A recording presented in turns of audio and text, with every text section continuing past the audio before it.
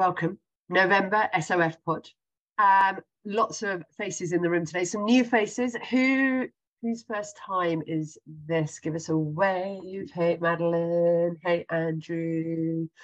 Just scanning across. I think most people have been before. So the way the pod works is we start with reading a poem, then we'll have a couple of minutes of silence, and then we dive in to some conversations around the topic and what is going on in the world.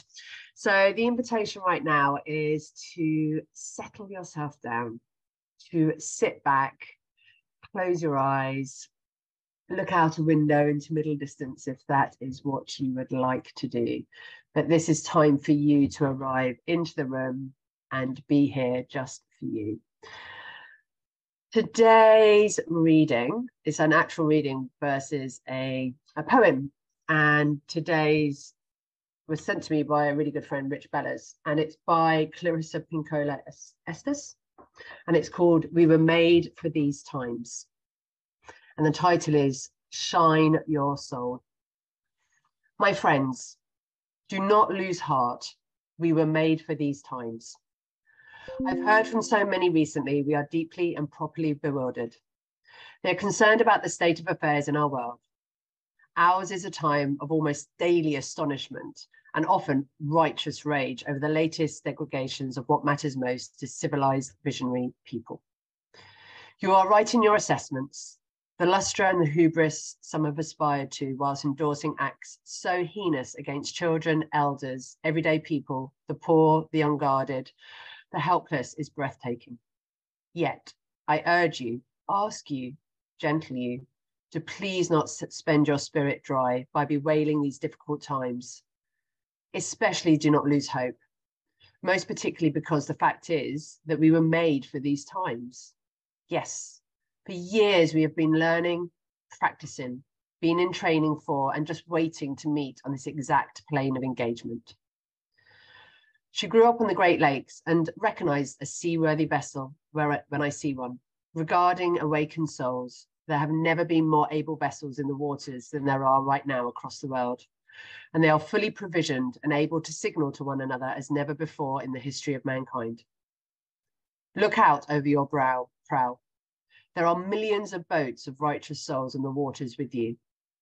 Even though your veneers may shiver from every wave in this stormy royal, I assure you that the long timbers composing your prow and rudder come from a greater forest. That long-grained lumber is known to withstand storms, to hold together, to hold its own, and to advance regardless. In any dark time, there is a tendency to veer towards fainting over how much is wrong or unmended in the world. Don't focus on that. There is a tendency to fall into being weakened by dwelling on what is outside your reach, by what cannot yet be. Do not focus there. That is spending the wind without raising your sails. We are needed. That is all we can know. And though we meet resistance, we more so will meet great souls who will hail us, love us, and guide us. And we will know them when they appear. Didn't you say you were a believer? Didn't you say you pledged to listen to a voice greater? Didn't you ask for grace? Don't you remember that to be in grace means to submit to the voice greater? Ours is not the task of fixing the entire world all at once, but of stretching out to mend the part of the world that is within our reach. Any small, calm thing that one soul can do to help another soul, to assist some portion of this poor, suffering world, will help immensely. It is not given to us to know which acts or by whom will cause the critical mass to tip towards an enduring good. What is needed for dramatic change is an accumulation of acts, adding to, adding more, and continuing. We know that it does not take everyone on earth to bring justice and peace, but only a small, determined group who will not give up during the first, second, or 100th gale. One of the most calming and powerful actions you can do to intervene in a stormy world is to stand up and show your soul. Soul on deck shines like gold in dark times. The light of the soul throws sparks, can send up flares, builds signal fires, causes proper matters to catch fire.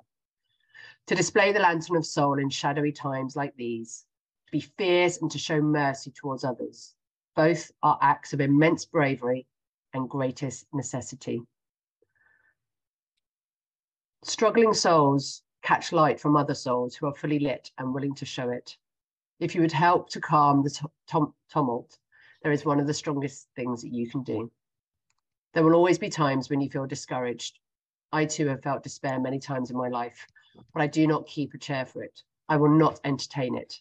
It is not allowed to eat from my plate. The reason is this: in my uttermost bones, I know something as you do. It is that there can be no despair when you remember why you came to earth, who you serve, and who sent you here. The good words we say and the good deeds we do are not ours. They are the words and deeds of the one who brought us here. In that spirit, I hope you will write this on your wall. When a great ship is in harbour and moored, it is safe. There can be no doubt. But that is not what great ships are built for. So take your time now, settle back, close your eyes, and just reflect on those words for the next couple of minutes.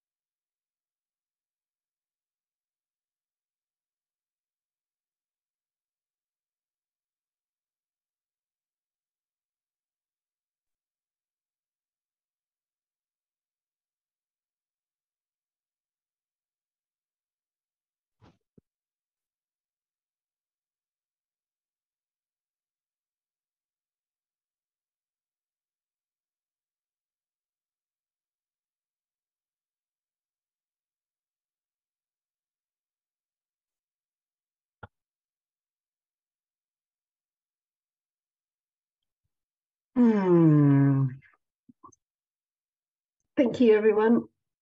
So welcome to the November pod. I'll find a link and the name of that article. It just really spoke to me that, yeah, I don't know about you, but as a Brit, especially, I don't know who the Brits are in the room, but every time I listen to the news, which I choose not to regularly, I seem to roll my eyes, gasp out loud, really sort of just like, what next? What could possibly be on the agenda that comes up?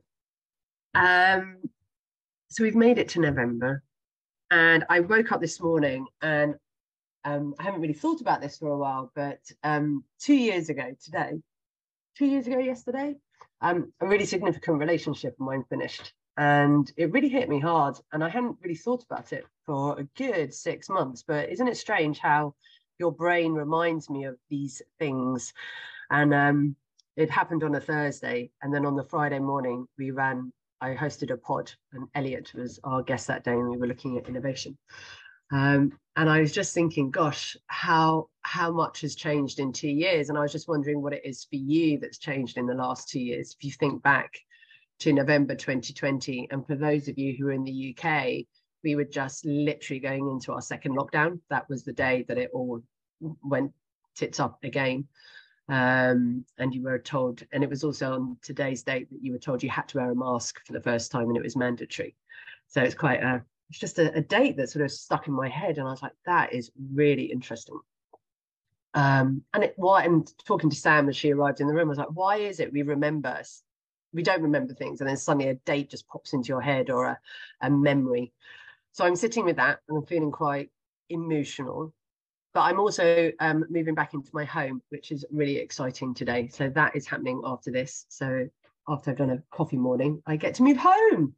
And I've been out of my home since the middle of July, so that's quite exciting as well. So for those of you who've been in the pods or following me on Instagram, you'll know that it's been fine. It's been absolutely great. I've been super lucky, and I've been having this as a session every month as well. But I'll be back home for the December session. I've just seen in the chat as well that it seems that for whatever reason the LinkedIn invite hasn't worked. So if anyone is able to dive into, I don't know if anyone's done it, but share the link that you just used to get in here and let some people know that they can still arrive if they wish to. That would be amazing. Oh, someone's done it. Thanks, Nick. I got here from there. Someone who's the generous soul who did that. Thank you so much. I will be having a word with the team. That's not cool. So we're here today to talk about neurodivergence in learning, because it is a really important area for many of us to remember, because many of us are, and Sam's going to give me all the language in a moment, but like neuro, is it neuronormal, or is there a neuro zero? I don't know. But yeah, for many of us who design our own learning and also who facilitate neurotypical, thanks Nick, who design their own learning, deliver their own learning, often we just do it in the face of us. We think about ourselves. That's how we often start when we design and deliver. So Sam's going to join us today, and she's going to help us. She's going to enlighten us, and we're going to talk about neurodivergence in the world of learning. So Sam, I'm going to spotlight you, and I'm going to spotlight myself so that we can go and have a little chatette and everybody can see you and me. There you go. So Sam, welcome. Thanks very much. Lovely to be here. How are you doing? I'm groovy, actually. Yeah. Cool. So Sam and I met about 4 years ago through the world of Trainer Talk, and we were on a course together, and then just as I do, we danced around, and then I was like, oh, I think this is a topic we should be talking about. And then typically of me, I just sort of reached out to Sam and said, do you fancy getting involved and having this conversation, because I think it's super important. So Sam, let's just start with a bit of, how do you describe what you do? Like, just before we get into that, okay, fine. 3 things I want to share with everybody, or ask people to do. So the first one is, hopefully you've seen in the chat that I've popped a little PDF in there. It's a little handout for you to keep digitally. And it's got some instructions on what we're doing today. So for anybody who would like to be able to read the instructions, not just listen to the instructions, you'll have them in front of you, especially as we're going to be popping you into some breakout rooms in a little bit. Also, hopefully you've got access to another screen on your device. And I want you to log into Miro, MIRO.com. And if you don't already have a free account, then please do surreptitiously make one in the background. That'll make Can we do it on our phone, Sam? You should be able to do it on the phone. Yep, there's no reason why you shouldn't be able to do that. It's just in the browser. Should be super. I know, I'm just thinking so people don't have to lose your smiling face. They'll probably find it easier on their laptop, only okay. because when they're in the breakout rooms, they can, like, perhaps one person can share their screen and they can collaborate on that one space. So, yep, I'll share that PDF in there again. There we go. Super duper. And lastly, I need you to pick A, B, or C. And just to help Kirsty put people in the right groups, if you could put an A, a B, or a C, not all of them, only one of them, in front of your name, that would be really, really fantastic. That would really help her out. I'll give you an example. I'll rename myself A, Sam Warner. And we didn't discuss this. You're really just stretching my producing capabilities. If you're unsure how to add or change your name, go to the 3 little dots in your photo, in your little screen, click on there. It says rename. So yes, you can do it randomly, Nick. Or you can have a sneaky look at the handouts and you can decide which of the 3 to go into. So breakout room 1, I should have done A, B, and C, but it's breakout 1, 2, and 3. So A is 1, B is 2, and C is 3. And but let the fickle finger of fate decide. Because you'll get that's a great alliteration. Right. Now we've done some logistics. Sam, tell the people what you do. So I work with organisations to help them attract and keep neurodivergent talent. So I don't try to incorporate people into teams or try and blend them in or make them fit in. It's about changing the whole team culture. Yeah. It's about helping individuals ask for what they need if the business is not offering it in a really clear way. There's lots of businesses that don't have a list of reasonable adjustments, for example, for someone to choose from. They're expected to just speak up and say, can I have help with X? Yeah. Which is really hard, especially if you're new. Yes. So there's kind of like this no man's land in the middle of, tell us what you want. I don't know what I'm allowed to ask for. Exactly. And also I don't feel comfortable asking for it. Okay, cool. So that's useful to know. And so we're talking about neurodivergent, but just to help us all come to a same place of understanding, can you share with us what that means to you? Yeah, so there's this manual called the DSM-5, which is sort of like the psychologist's Bible that they work from, and they have decided that there's a benchmark of how people are human, and they've called it neurotypical. And this happened some time ago, so we're still working to a benchmark that was created decades ago. Okay. And anyone who deviates at all from that benchmark, that average, that normal, is considered to be neurodivergent. Okay. But the things that we're sort of including in that is autism, ADHD, dyslexia, dyspraxia, goodness me, pathological demand avoidance, sensory processing differences, Tourette's, OCD, all sorts of stuff. It's a long list. And actually, and I'm sure you'll all be thinking this, I bet you're all thinking, yeah, I know someone with at least one of those things.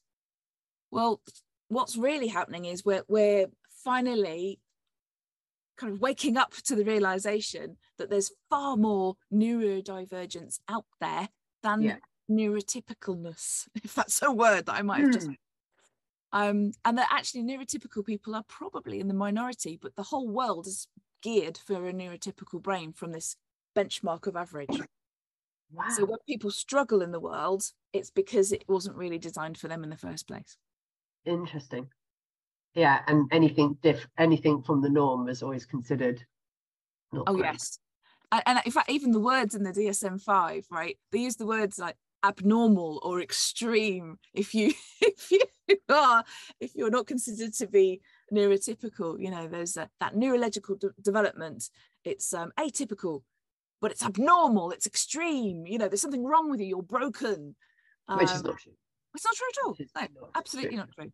But that's not to dismiss people who feel disabled by their differences.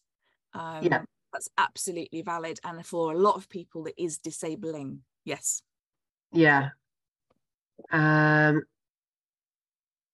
So sorry, people are coming and going like out of fashion. So what are we going to discuss today? Today we're going to talk about reasonable adjustments, accommodations and adaptations. We're going to keep it really, really simple. We've not got super long to do this, and I just wanted to try and give you some value to take away and provoke your thoughts to seek out more information, which is why I thought if we did 3 different groups, then have a go in one group, and then you can carry on your development looking at the subjects in the other groups. And we're going to be using these 3 Miro boards, and you'll be able to look at the other boards. It's not a secret. You can see what other people have come up with, and hopefully there's sort of some shared learning that's going to take place. There's just a question coming. What is DSM? Diagnostic something manual. Is that the book of kind of the book of neurological stuff that lots of men in white coats decades ago decided was how we were going to the labels. Label people. So Sam, there we go. Claire Finch, thank you. Diagnostic Statistical Manual of Mental Disorders. Thank you, Claire.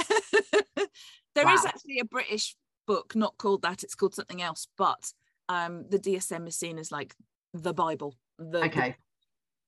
Brilliant. And then what we're going to talk about is, so if you're, for us in the world of learning, running workshops, facilitating, we're going to have a light touch conversation about what are some of the reasonable adjustments we can be making, what accommodations can we weave in, and what adaptations can we do to our learning. That is the plan. So where are we going to go next, Sam? What do you want to do? Before we dive into the exercise, I think it would be useful to just talk briefly about the why. I think why is important. So why should I do this? And it might seem really, really obvious to one person, but not necessarily to another. It might be that some of you are already very inclusive. What you're doing is very accessible, and you're already ahead of the curve. Yeah, there's an awful lot of people who haven't quite got there yet, and it might be because they don't know what they don't know, or they were taught in a special way or a certain way of how to create or deliver training, facilitation, etc., coaching. And it's hard to break out of I know how to do my job like this and it works. There's definitely resistance, I think, in people to then go, well, I'm going to just kind of throw that out and start again and do it differently. Naturally, absolutely. But I'm not asking you to throw away what you know. Yeah. I'm asking you to consider adapting the way you might design or deliver your training to include some extra things. Yes, it's to work, but the payoff is worth it. Good. So how do you want to do this? Okay, so I'll ask a few questions of the audience, and I'll get you to put your hands up. So I'm just going to expand you all so I can see you on gallery view. Brilliant. So how many of you, so obviously you might not know the answer to that question, so put your hand up if, just like that, right? Just put your hand up if, or if you're off your screen, you can use the little reaction buttons at the bottom if you prefer. Have had people perhaps in a classroom situation or in a group that you're with who seem completely checked out and not into what you're delivering? Anybody had people like that in their group? Yeah, and you're left wondering and thinking, why am I doing this? They don't want to be here. And have you had people who are, let's call them a little bit disruptive? People who perhaps want to share a lot of anecdotes or ask a lot of questions. Yeah. I think we've all pretty much experienced people like that. And it feels disruptive to us because we've got a set kind of view of how our training or delivery is going to go. We're like, I've planned it, I've thought about it in my head, maybe I've even done a visionary exercise about how it's going to happen. And then this I don't know, this component that I didn't cater for happens, and I've got to deal with it. And maybe I'm restricted by time. And that's a pressure, a stressor on me, because I now have to handle this person who's eating into my precious time. And I've seen some facilitators and trainers become quite irritated. And when you're irritated, it shows, it just does. And then you can kind of lose the room because you don't look as confident and, on your A game as you were when you started. And there's some things you can do, but be prepared for, so that if someone is like that, you can handle it really, really well. And it's all about turning the spotlight from someone taking the spotlight to you giving them the spotlight. So you pull back control. And the types of people I'm talking about are people who might have ADHD. They might not know they have ADHD. Many people are undiagnosed. And they might just be so pleased to be there. They're just full of excitement. So they're like, oh, I've got the answer to that question. I used to be this person, by the way. Oh, I've got the answer to that question. You know, when you ask a question of the room and there's nobody responding, you, oh, come on, people, stop being British and get included. And then I'd be the one in the corner looking around going, no one's responding, feeling a little bit awkward because, you know, and they've asked a question, no one's responding. I'll respond, and then I end up responding to every single question. And the introverts in the room are going, thank God someone else is answering all these questions. I don't want the spotlight. And there's all these dynamics going on in the room that you might not know about. So, yeah, understanding who you've got in the room and how you can anticipate supporting their needs will really, really help you. And some of the accessibility might also be down to people who need information up front so that they can process it more than once. It's a myth that if you send people a handout in advance, that they won't pay attention. You're all paying attention to me and I gave you the handout. So it's a myth. A lot of people learn better through repetition. So when you hear something just once, you might remember a couple of bits or maybe one key bit, but you're unlikely to remember everything. Correct. Whereas if you hear it multiple times, you're more likely to remember more things. So that's true pretty much for everyone, regardless of neurotype. So I reckon we should go into our breakout rooms and do this little exercise. Why not? So Kirsty's got all the rooms ready to throw you into. If you go to page 5 in your book, you'll see that starts the instructions for these breakout rooms. There's going to be 3 breakout rooms, A, B, and C, and these are reasonable adjustments, accommodations, and adaptations. And I want you to think about, what do you need to do differently to what you're doing now? If you're not accommodating the different learning needs that might be in your room, the different behavioural styles that might be in your room, there'll be 3 questions for each group, and I want you to try and answer those 3 questions. You're going to have 15 minutes, so it's not like I'm going to throw you in a room for 3 minutes and you've got to scramble for the answers. I really hate it when people do that to me. So you're only going to go into one group, so there's no rush. Just enjoy being in that group, answering those 3 questions. And then when we come back in, I'm going to ask for a spokesperson just to share 3 answers. So an answer to each of those things in that group. And you're only going to have like, 3 minutes to share. So we're going to keep it really simple. Some people might have very similar answers, which is fantastic and absolutely fine. I'm not looking for, how many people are here? 51 different answers. We'll be here all day. Sorry, Sam, we've got 17 rooms, so we're going to do 12 minutes because I know what's going to happen. So you're going to have a shorter amount of time. Otherwise, we won't have enough time to have a juicy chat afterwards. But we're working with a skilled group here. That's cool. You're the boss. That's all good. So I want you to click on the link for the Miro page that you're going to collaborate on. It's just like a mind map.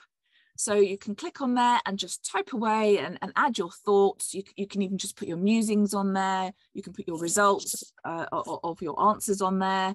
Share, collaborate, have fun, and then we'll all be able to have a look at it afterwards. I'm not going to close these down. You'll be able to look at them, for months after this if you really want to. So for anybody, just let me know in the chat if you can't access the link to the Miro board that you need to get to, and I can throw those into the chat. In fact, should I just do that? I'll just throw them into the chat. Right, I'm going to open the rooms. There's some people who've arrived a bit later, so just hang out here and I'll sort it all out. The rest of you, though, go for your lives. Hit accept. So that's A.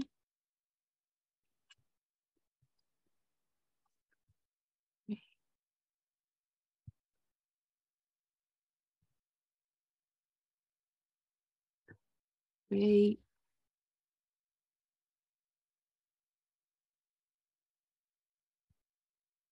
B.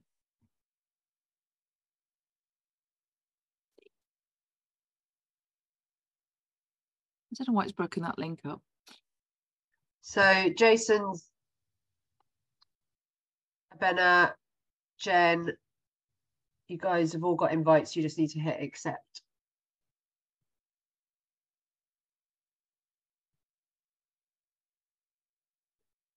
Jen, you need to hit accept. Jason, if you can hit accept as well, please.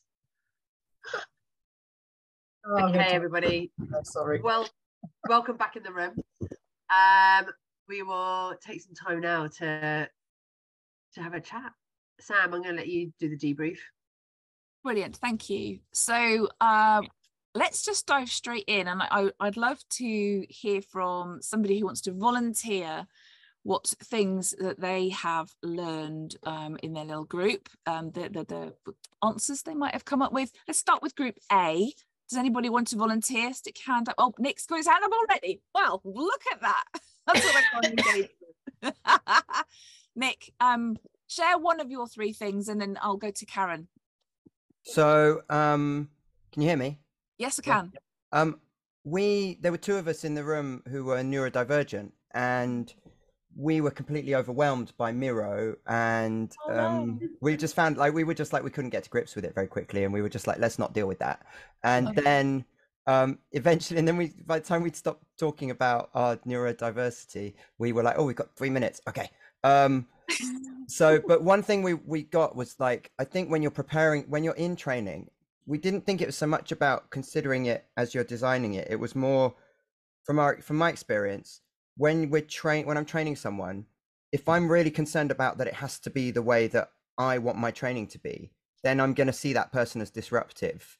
Whereas if I'm taking care of people and making sure that they are getting the training, then I've had people who are probably neurodivergent, who are very questiony and stuff, and my colleagues have seen them as disruptive, and I've just taken care of them because I just see them as someone who needs a bit of extra help. And like, I'll be like, you know what, let's take 5 minutes at the break, and I'm happy to answer those questions, but right now I need to finish this bit, Sure. Just being really sweet with them rather than feeling like they're interrupting your plan. Yeah. I find that's really important. Yeah, that's great. Thanks, Nick. Excellent. And I'll go to Karen next. You're on mute. I just realized we didn't even ask each other that very clever question. Are you not? I wouldn't even know, to be perfectly honest.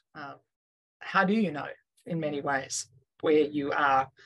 So we spoke about, we probably didn't get much, we sort of just started chatting.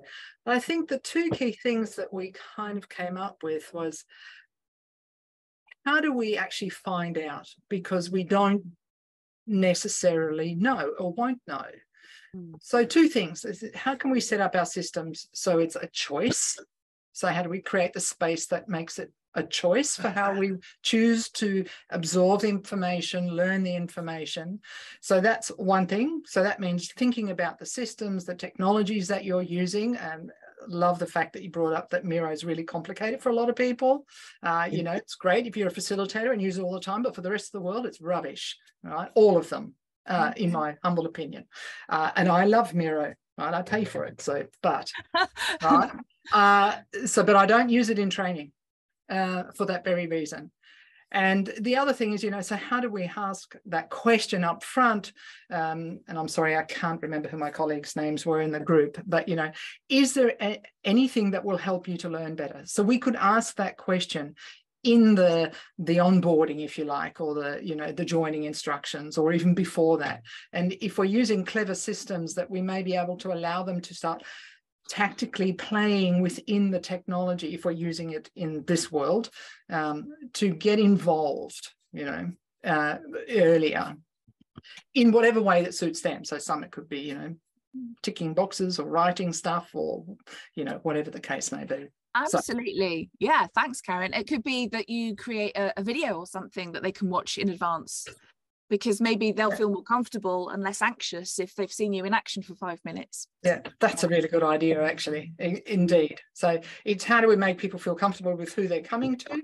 And so, I do use some technology to help me with all of this, but, that's beside the point. But there's lots of ways that you can do it. Yeah. Cool. Thank you.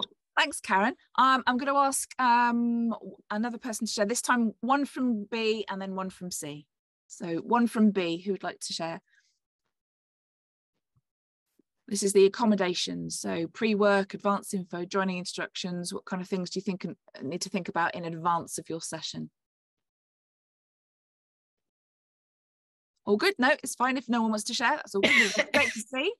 And this is the adaptations, tips for confident delivery. So what other ways could you deliver the same message? Have you ever considered asking your audience, would they like to choose which activity they'd like to partake in order to get them all to the same outcome? Tom, go ahead. So, sorry, hold on a second. I think there's a challenge in here, because what you could end up doing is offering a lot of different choices to everybody, which would then be overwhelming for people who find choice difficult and overwhelming, but then also could have the outcome of the saying, well, fine, let's do it in this particular working style,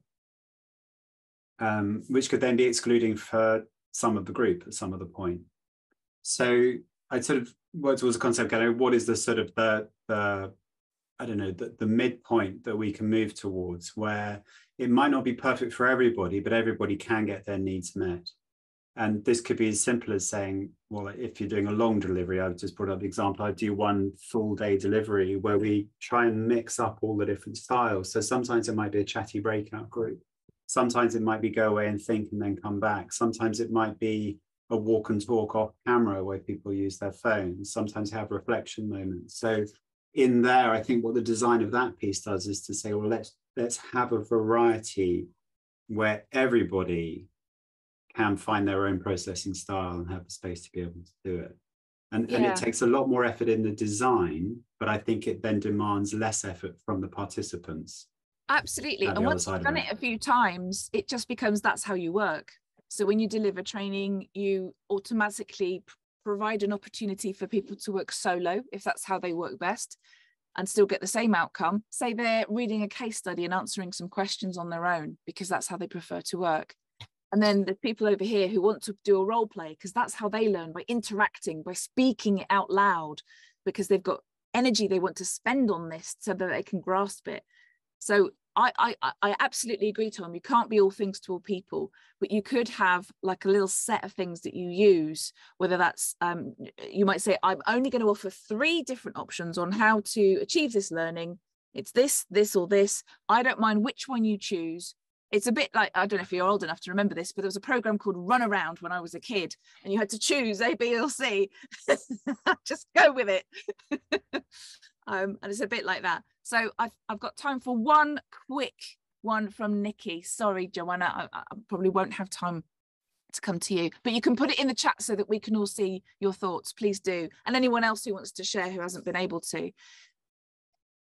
So I think I'm just going to build really on what you've already said and say, actually, it's more about facilitation rather than anything else. One of the questions in our group was around, are there any parallel exercises that you could run alongside each other? And for me, it wasn't about running parallel exercises. It was about exactly what we've been talking about making people feel comfortable that they can choose to type everything up on their laptop, or to go to the flip chart and do it, or to have a discussion, or to reflect and, you know, and kind of digest for themselves.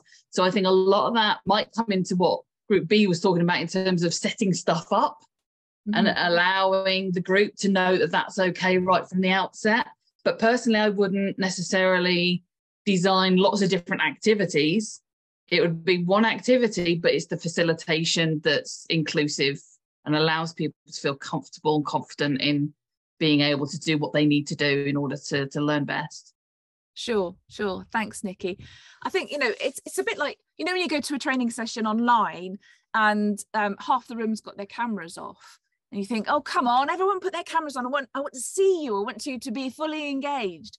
But for a lot of neurodivergent people, having the camera on is the same kind of intensity as eye contact. And for a lot of people, constant eye contact is really challenging. And some people, and I have been like this, I've sort of trained myself to do eye contact because society said I needed to. But when I am giving someone full eye contact, I find it harder to listen because my brain is thinking about, keep eye contact. Where should I look? Do I look between their eyes, in their eyes, at their eyebrows, to their forehead? Do I notice their hair? What were they saying? And so it's like too much information coming in at once. And also another experience I'll share with you is, so I might have been in the classroom as an attendee, and so because of my ADHD, I think of my brain in two halves. We'll not get into whether it is or it isn't. I'm just thinking of it as that. It helps me to organize my thoughts. And if I think about it, the right side of my brain is in my head, super creative, fun, loves going to concerts, listening to music, anarchy, throw away the the framework, all of that stuff. And the left side of my brain, the logical side of my brain, is thinking, no, we need a plan, and we're going to do this in these very sequential steps, and I need to get into this focused mode of doing the work. Well, because there's this battle going on, this dichotomy inside my head, when I'm learning, I'll often have my phone with me and I'll play a game on my phone, and that allows the right side of my brain to be happy and do its thing so that the left side can concentrate on the content. But if you're the facilitator and you see me playing a game on my phone, you're going to think, hello, can you pay attention, please? Whereas if you tell me to turn my phone off, and now I don't have that distraction for the creative side of my brain, now I'm like, oh, this room's cold. Oh, how many tiles there are on the ceiling. It's going to look far more obvious that I'm not engaged. So that's just sort of a little bit of insight. Can't really go into a great deal of detail, unfortunately, today. But I hope that you've got something from this session, even though it was a bit speedy. Hopefully the Miro boards, if you were able to use them, will give you some benefit from everybody's musings. Everybody's brains today contributed to how one might tackle the different questions that I posed. So it's about being inclusive, and it's about getting more work. If your client gets feedback from their attendees about how inclusive and how brilliant it was because nobody else considers their needs, you'll get more work. That's true. Sam, there's lots of good comments going off in the chat, but one of them is, where can people find more information? Because I think people's curiosity is piqued that they'd like to go and do some reading or some self-discovery. What can you recommend, please? Oh, that's that's a tough one. So because I've read so many books and papers and goodness what, and I'm in so many groups on Facebook, so my knowledge is sort of collection from lots of different places. I do a longer version of this session where we actually get into some real meat and we look at and how we can actually make some adaptations to the design of the course. And walk through what are the extra steps we're putting in, so that every time. Have you got a training coming up that people can join? Haven't got a specific date, but if you look at the very last page of your PDF, you'll see that the course that I am proposing is an open course. Quite often I just do a closed course for an organisation, but I appreciate there are people who may want to go into an open course. Okay. So it's £470, but not each. That's for the whole course for 10 people. So if you can find 9 other people who want to do that session, then you can have it for £47 each, which I thought was quite reasonable. Yeah. Nice. Well, maybe we'll make something. If you're interested in learning more, drop me a message, not in the chat. Send me an email and I'll collate it up, and then I'll talk to Sam and we'll find a suitable date that we can all do. Sam, thank you so much for today. And I know it was a real light touch, and often on these subjects we want to do more. Sam and I are going to hang out in the metaphorical kitchen for another 15 minutes. If you want to stay and chat to us, you are so welcome. Just a couple of notices. The Christmas SOF gathering is happening on the 9th of December in London. I just dropped the link in the chat. The tickets are for sale. We've already sold 10. We've got place and space for at least 20, because it's a mix of a gathering and then Christmas lunch, because there is nothing, I think, more sad than someone celebrating their year end on their own with their party hat on and their thingy, whatever you call that, and then a glass of whatever you choose to celebrate with. So if you would like to come, 9th of December, we're in central London, you'd be really welcome, and have Christmas lunch with a group of fellow facilitators and trainers. The tickets are up now. If you can only do the gathering, you can make that choice. So if you just follow the link. Can we be beamed in virtually? No, Monica, I am not even attempting that. But we will have the Christmas pod the week before. So I'll be hosting the Christmas pod. Can't think of what the date is. It must be the 2nd of December. And if anyone's a skier out there or loves the mountains, we are heading off to a retreat in Morzine from the 12th of March. So if anyone wants to come and do the mountain perspective, again, places are going already. You know, when you just put something out there and you don't know if it's going to work. So if you fancy coming to that, the link is there if you just want to go and be nosy and see what that's all about. Come ski, come board, come do some yoga, come chill out in a beautiful chalet. Otherwise, thank you. And it's tax deductible, Nick, absolutely, because you can put it through as education and learning. Just saying. So if you fancy it, you're very welcome, team. Thank you so much for being here today, everybody. You're absolute legends. This will also go up onto YouTube, so if you do want to watch it back, you can, and we'll make sure that I'll put. Can I put a PDF at the bottom of the chat? I don't know. We'll work it out. But thank you, Sam, again. That was amazing.